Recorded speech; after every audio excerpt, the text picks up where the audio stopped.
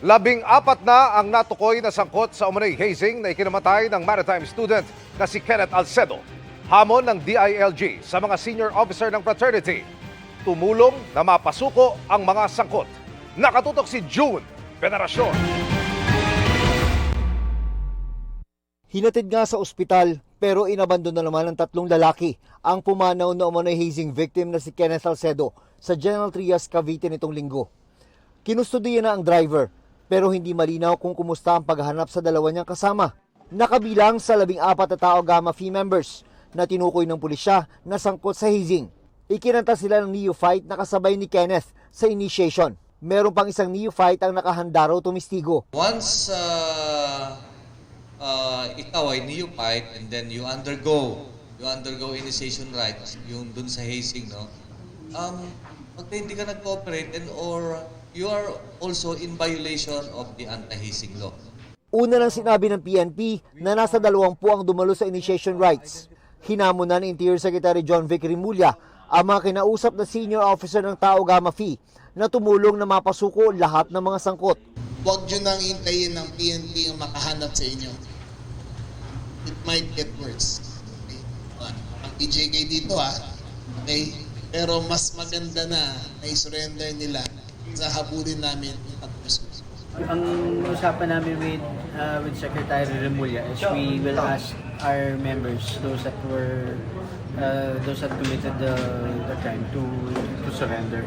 Pangako pa nila sa kalihim, magsasagawa sila ng expulsion para mapatalsik ang mga sangkot sa hazing at ma-relieve ang mga core leaders ng frat sa Cavite. Meron silang manifesto denouncing violence ng senior leadership. And it made it very clear, this manifesto does not protect the leadership of the Tau Gamma Phi. Okay? It does not. A mere declaration that they are against it does not insulate them from charges. May isa namang pangako ng pagbabago sa gitna ng paulit-ulit na pagbubuwis ng buhay sa ngalan ng kapatiran. Katunayan, isang hiwalay na chapter ng Tau Gamma Phi ang nasangkot din sa pagkamatay ng kanilang recruit na si Adamson University student John Matthew Torres Salilig noong 2023. Sa mababaw na hukay naman sa Imus, Cavite, inabandona ang kanyang labi. Hindi inabisuhan ng kanyang pamilya at natagpuan lang 10 araw matapos siyang isalang sa hazing sa Binyan, Laguna.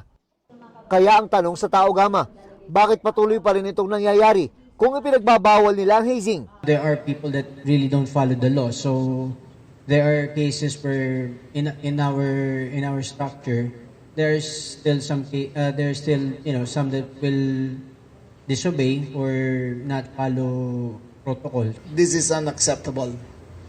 This is the second time in 4 years na nangyari sa lalawigan ko na may namatay sa hazing incident belonging to the same fraternity. Now, we cannot play the blame game forever. Someone has to take accountability. Kaugnay ng pinakahuling insidente ay nagkasunog pa sa lugar kung saan ginawa ang initiation rites. Bagaman ang sinabi ngayon ng pulisya ay may nagsigalang at kumalat ang apoy papunta sa crime scene. Ayon sa Cavite Police, wala itong epekto sa investigasyon. As to na makaka-affect sa kaso, hindi na po. Kasi before pa man nasunog yun, nagkaroon ng sunog, natapos na po yung proseso ng soko natin. Para sa GMA Integrated News, June Veneracion, Nakatutok, 24 Oras.